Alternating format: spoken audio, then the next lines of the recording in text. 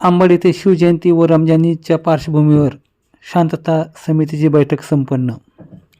आज दिनांक 17 फेब्रुवारी 2026 आगामी शिवजयंती रमजानी यांच्या पार्श्वभूमीवर कायदा व सुव्यवस्था अबाधित राखण्याच्या अनुषंगाने आज दिनांक 17 फेब्रुवारी 2026 रोजी अंबड पोलीस ठाणे येथे शांतता समितीची बैठक आयोजित करण्यात आली। सदर बैठक माननीय उपविभागीय अधिकारी उमाकांत पारधी, माननीय पोलीस निरीक्षक संतोष घोडके यांच्या अध्यक्षतेखाली व मार्गदर्शनाखाली पार पडली।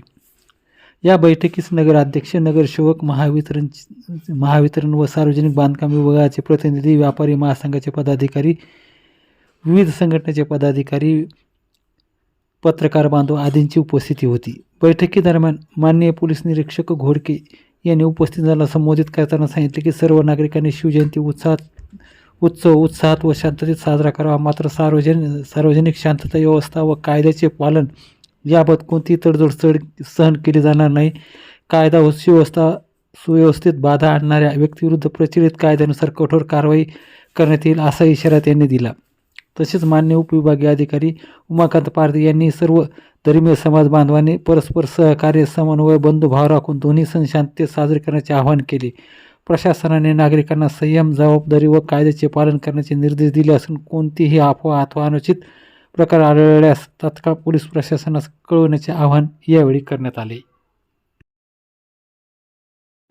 अंबड पोलीस ठाणे येथे आगामी छत्रपती शिवाजी महाराज जयंती तसेच रमजानच्या अनुषंगाने आपण शांतता कमिटीची बैठक आयोजित केली होती। सदर बैठकीसाठी SDM श्री पारधी साहेब, त्या अंबड शहराचे नगराध्यक्ष, सर्व नगरसेवक, त्याचबरोबर व्यापारी संघटनेचे अध्यक्ष, व्यापारी संघटनेचे सर्व सदस्य, अंबड हद्दीतील सर्व पोलीस पाटील, पत्रकार बांधव, सर्व जयंतीचे अध्यक्ष, उपाध्यक्ष व सर्व प्रतिष्ठित नागरिक होते।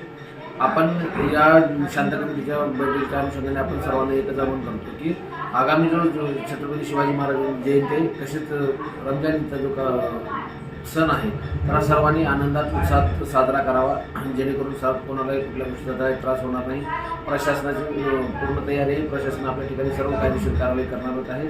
त्याचबरोबर आपल्या माध्यमातून मी एक सांगू शकतो की ज्या मिरवणूक आहेत त्या शांततेने आणि उत्साहात निघाव्या, कुठल्याही ध्वनी प्रदूषण होता कामा नये, त्याचबरोबर कुठलाही वाद न होता ह्या मिरवणुका निघाव्या यासाठी आपण हे सर्व सूचना दिलेल्या आहेत। त्याचबरोबर कुणीही सदर मिरवणुकीमध्ये दारू पिऊन कुणी नाचणार नाही किंवा त्यामुळे काय वाद होणार नाही यासाठी आम्ही त्याच्या कडक पावले उचलत आहोत आणि जे कोणी मिळून येईल तर त्यावर आम्ही कायदेशीर कारवाई करणार आहोत। मी अंबड शहरातील सर्व नागरिकांना तसेच सर्वांना आपल्या मार्फतीनं एक आवाहन करतो की या सण उत्सवाच्या काळामध्ये कुठेही काही गोष्टी संशयास्पद असतील तर त्या तत्काळ पोलिसांना कळवाव्या। त्याचबरोबर काही सोशल मीडियावर अफवा पसरवणारे काही मेसेजेस असतील, काही फोटो असतील किंवा इतर काही क्लिप्स वगैरे असतील तर त्याची खात्री न करता कोणी फॉरवर्ड करू नये पुढे आणि त्याबद्दल तत्काळ पोलिसांना कळवावे आणि अफवा पसरवणारे कुठलेही मेसेज पुढे पसरवू नये। जे कोणी अफवा पसरवणारे मेसेज किंवा दोन जाती धर्मामध्ये तेढ निर्माण करणारे संदेश, मेसेज, व्हिडिओ, फोटो हे व्हायरल करतील त्याच्यावर सायबर क्राईमनुसार गुन्हा दाखल करण्यात येईल आणि कठोरात कठोर कारवाई करण्यात येईल। शिवजयंती हे केलेलं आहे तर आता शिवजयंतीनिमित्त डीजेला परवानगी देणार का आपण? मान्य सर्वोच्च न्यायालयाच्या निर्देशानुसार डीजेला बंदी आहे। आम्ही डीजेला कुठल्याही प्रकारची परवानगी देणार नाही। जे याच्यामध्ये डीजे वाजतील आणि ते ध्वनी प्रदूषण होईल किंवा त्या डेसिबलचे उल्लंघन होतील त्याच्यावर कायदेशीर कारवाई करण्यात येईल। किती डेसिबल हे आहे, क्षमता आहे त्याची? तसेच पोलीस स्टेशन हद्दीतील सर्व ग्रामीण भागातले सर्व आपले पोलीस पाटील आहेत तर आपण पोलीस पाटलांना पण या निमित्त आपण स्पष्ट सूचना दिलेल्या आहेत की प्रत्येक गावामध्ये शांततेत मिरवणूक व्हाव्यात आणि सर्वांनी प्रशासनाला सहकार्य करावे यासाठी त्यांनी विशेष प्रयत्न केले पाहिजे। सर्वांना याची जाणीव करून द्यावी याबाबत आपण पोलीस पाटीलांना निर्देश दिलेला आहे।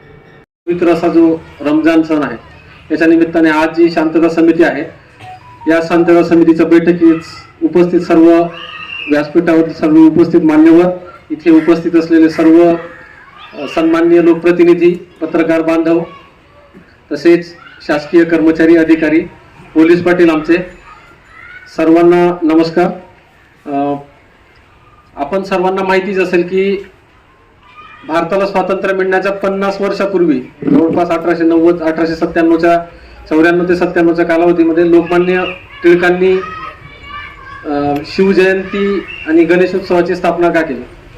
कारण की त्यावेळेस स्वातंत्र्यपूर्व काळामध्ये जो भारतीय समाज होता वेगवेगळ्या जातींमध्ये विभागला गेला होता, वेगवेगळ्या धर्मांमध्ये विभागला गेला होता आणि त्या धर्मांना आणि जातींना एकत्र आणून सगळ्यांमध्ये राष्ट्रीय एकात्मता जोपासली जावी, सगळ्यांमध्ये एकोपा निर्माण व्हावा म्हणून लोकमान्य टिळकांनी हा शिवजयंतीचा उत्सव, त्यांना माहिती होतं, त्यांनी हेरलं होतं की आपल्या मराठी जनांसाठी जे शिवाजी महाराज, छत्रपती शिवाजी महाराज त्यांचं स्थान काय, त्यांच्या कारणास्तवच, त्यांच्या जयंतीच्या कारणास्तवच हा इथला समाज, इथला धर्म एकत्रित होऊ शकतो म्हणून त्यांनी याची मुहूर्तमेढ ठेवली. परंतु आज आपण जे सण उत्सव साजरे करतोय त्या सण उत्सवामध्ये जे आता पत्रकार संघाचे जिगे साहेब सांगत होते की त्याप्रमाणे जे काही अनिष्ट लोक आहेत जे यांच्यामुळे गालबोट लागतं, तसं अंबड शहर जे आहे ते मी आतापर्यंत माझ्या मनामध्ये आणि याच्यामध्ये एक शांतताप्रिय आणि सामंजस्य लोकांचं शहर म्हणून माझ्या मनात आहे आणि ते कायम राहील याचंही मला कुठली याच्यात माझ्या मनात शंका नाही. तर आपण सर्वांनी हा जो आगामी शिवजयंती आणि रमजान ईद आहे याच्यामध्ये प्रशासनाला सगळ्यांनी सहकार्य करतात आपण, परंतु जे लोक याच्यात उपस्थित नाही, परंतु तेच लोक खरं त्याच्यात चुकीच्या पद्धतीने या गालबोट लावण्याचा प्रयत्न करतात.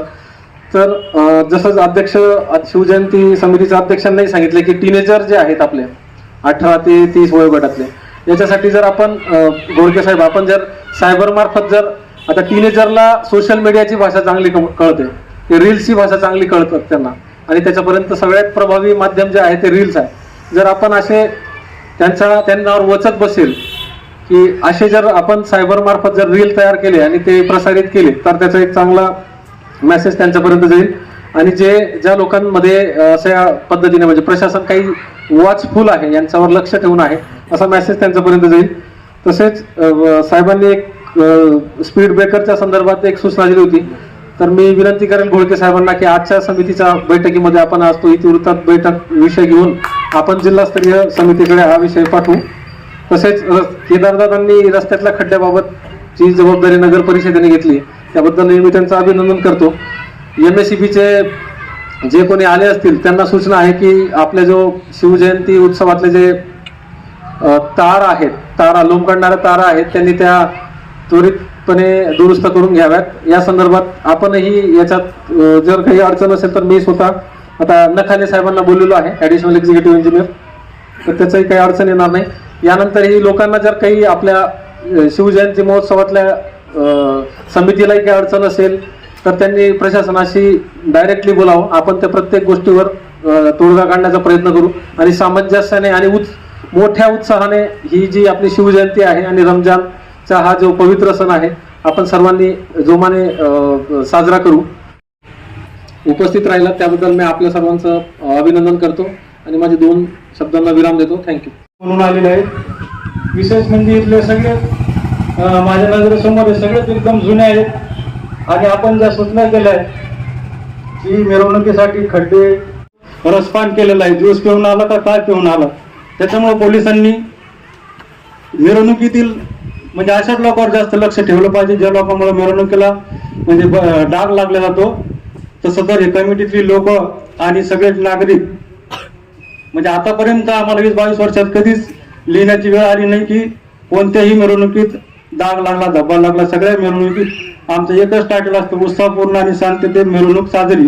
ते टायटल आमचं कायम राहील आणि हे सगळे लोक याची ग्वाही देतील आणि आपण त्या दृष्टीने प्रयत्न करावे एवढीच विनंती करतो. जय हिंद, जय महाराष्ट्र.